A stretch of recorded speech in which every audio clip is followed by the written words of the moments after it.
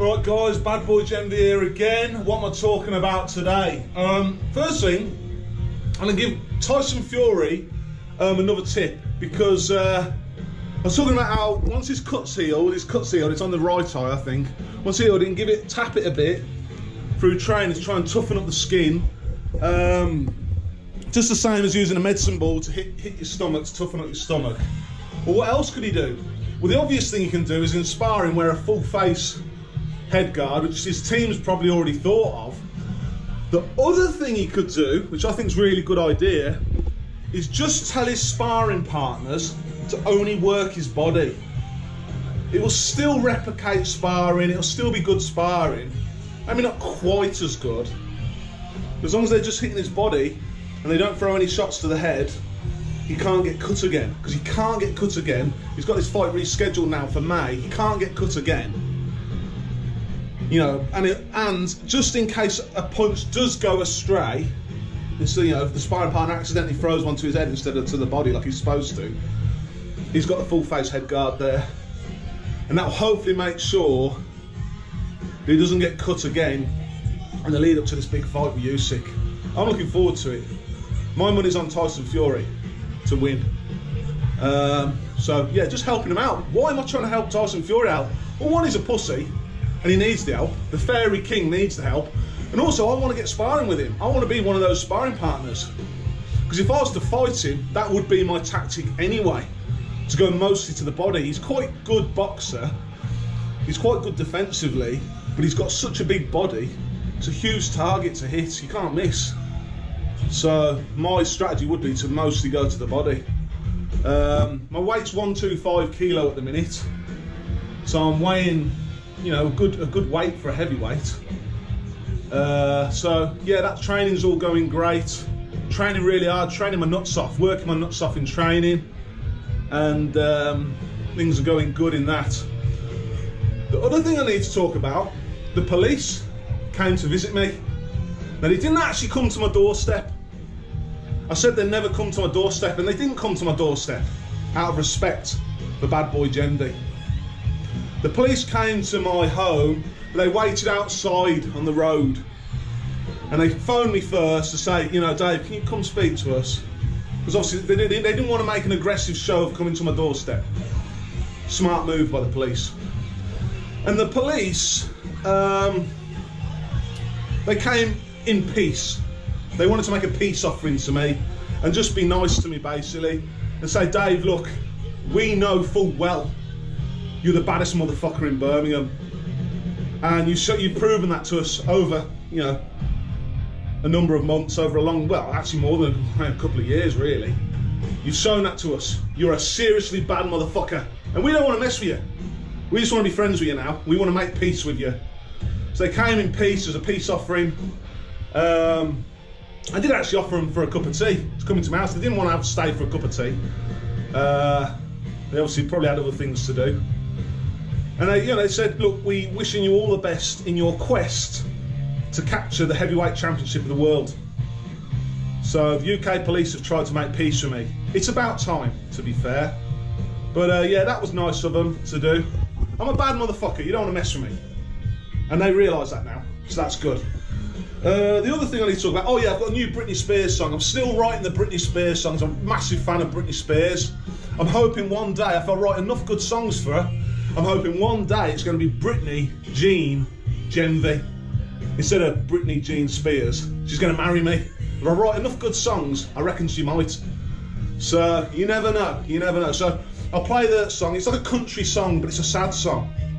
It's a sad song. I'll play the song first, then I'll talk about it after. Born in Mississippi, raised in Louisiana, deep South girl that loves America, living with my mama, living with my papa, a little young Britney, dreaming of being Whitney down in Kentwood, a Louisiana backwood, a small southern town that always makes me feel good.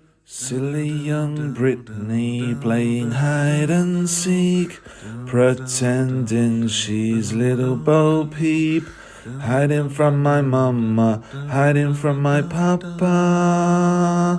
In the cabinet she must creep, sitting and counting a fluffy sheep, during which she begins to weep. Born in Mississippi, raised in Louisiana, deep South girl that loves America, living with my mama, living with my papa, a little young Britney, dreaming of being Whitney down in Kentwood, a Louisiana backwood, a small southern town that always makes me feel good. Lexi, my bestie, loved perfume. I can still smell her in my room. My love I felt for my grandmother was more special than any other. But mother said a bump in the road meant that we could no longer hold. For me it felt as if my soul had been sold. Born in Mississippi, raised in Louisiana, deep South girl that loves America, living with my mama, living with my papa, little young Britney, dreaming of being Whitney down in Kentwood, a Louisiana backwood, a small southern town that always makes me feel good. My brother Brian crashed his quad and ended up crying out for God. The memory of this crash is still a blank, and for that I have the Lord to thank. His body encased in a full-length cast, and we all prayed his bones heal fast. I held my brother every night, his crash gave us such a fright. Born in Mississippi, raised in Louisiana, deep South girl that loves America, living with my mama, living with my papa, little young Britney, dreaming of being Whitney down in Kentwood, a Louisiana backwood, a small southern town that always makes me feel good. A river of blood began to flood. My mother didn't look so good. I screamed for my dad and he came in to see me make an awful din. To lose my mom in such a way would traumatize me to this day.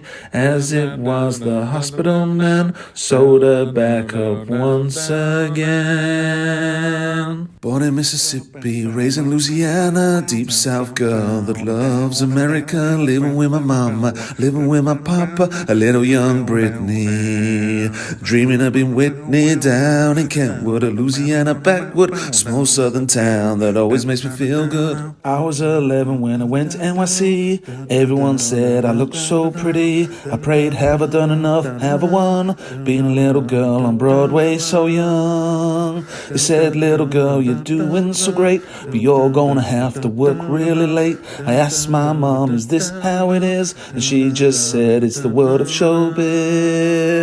Born in Mississippi, raised in Louisiana, deep South girl that loves America, living with my mama, living with my papa, a little young Britney, dreaming of being Whitney down in Kentwood, a Louisiana backwood, small southern town that always makes me feel good. I got my recording deal when I was 15, biggest star since Madonna hit the scene, but my success came with a heavy price. The recording men were not very nice.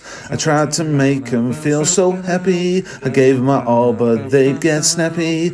Isn't there another way we can do this? They would just say, go again, princess. Go again. Go again. Go again. Go again. Go again. Go again.